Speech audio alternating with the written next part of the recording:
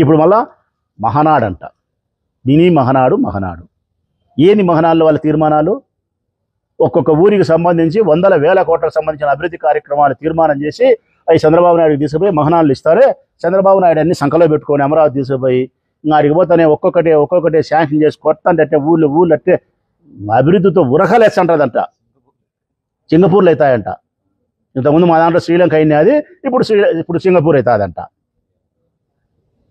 పొద్దుటూరులో వాళ్ళు చెప్పినారు, నేను తెలియక అడుగుతా, అండర్ గ్రౌండ్ డ్రైనేజ్ చేస్తామని చెప్పినారు, పాల కేంద్రం తెరిపిస్తామన్నారు, మెడికల్ కాలేజ్ కడతామన్నారు, ఇన్ని చెప్పినారు అభివృద్ధి కార్యక్రమాలు.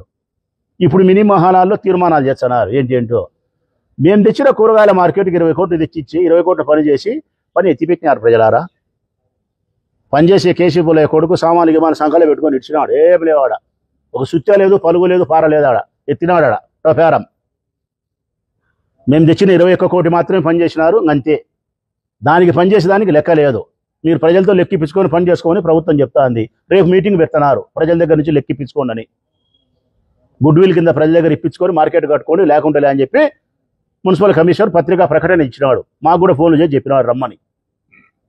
అంటే మేము తెచ్చిన మార్కెట్ 21 కోటి రూపాయలు ఇచ్చి ఎంతవరకు మార్కెట్ కట్టినామో ఆ తర్వాత 20 కోట్లు పెట్టి మార్కెట్ కట్టేదానికి డబ్బులు లేని మీరు వందల వేల కోట్లతో అభివృద్ధి కార్యక్రమాలు చేస్తామని చెప్పి తీర్మానాలు చేస్తే ఒక చెంబు నీళ్లు పోసుకొని ఉంటే అవుతుకాని నీళ్లు పోసుకుంటారా? చెంబు నీళ్ళుగా చలి పెడతానంటున్నారు, వణుకుతున్నారు. మీరు అవుతుగా నీళ్లు పోసుకుంటారంటే ప్రజలు ఏమైనా ఎర్రోలా? మేము ఎర్రోలమా?